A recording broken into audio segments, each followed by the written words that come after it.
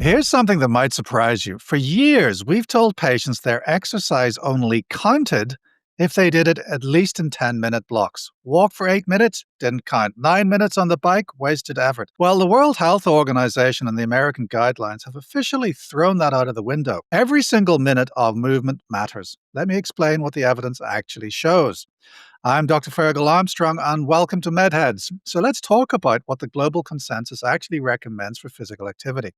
Because I find most people have either never heard of these guidelines or have a fairly distorted version of them floating around in their heads. For healthy adults aged 18 to 64, the target is 150 to 300 minutes per week of moderate intensity aerobic activity. That's 2.5 to 5 hours. Or if you prefer to work harder for less time, 75 to 150 minutes of vigorous intensity activity. You can also mix and match, some moderate, some vigorous, throughout the week. Now, here's where it gets practical. How do you know if you're hitting moderate intensity? There's a simple test I use with patients, the talk-sing test. If you can talk comfortably but you couldn't belt out a tune, you're in the moderate zone. And if you can only manage a few words before needing to catch your breath, that's vigorous. No fancy equipment is required. But aerobic activity is only part of the picture. Both the WHO and the American guidelines emphasize muscle strengthening activities, working all major muscle groups on 2 or more days per week. This isn't just about aesthetics. We're talking about maintaining bone density, functional capacity, and metabolic health as we age. Now, for those of you who are over 65, and this is crucial, the core recommendations remain the same, but there's an important addition. The guidelines specifically call for multi-component physical activity that includes balance training at least 3 times a week. We're talking about exercises like standing on one foot, walking backwards, dancing. The goal here is falls prevention, which frankly becomes one of the most significant health interventions as we age. Here's what this means for you in practical terms.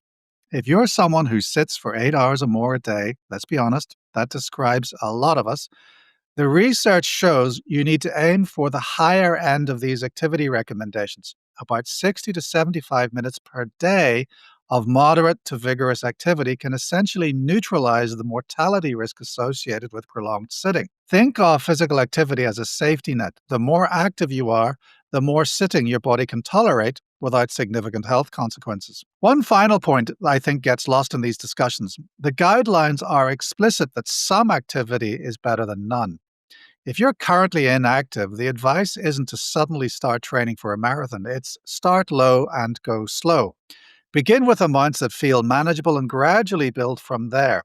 Pre-exercise medical clearance isn't even necessary for most healthy people starting light or moderate activity.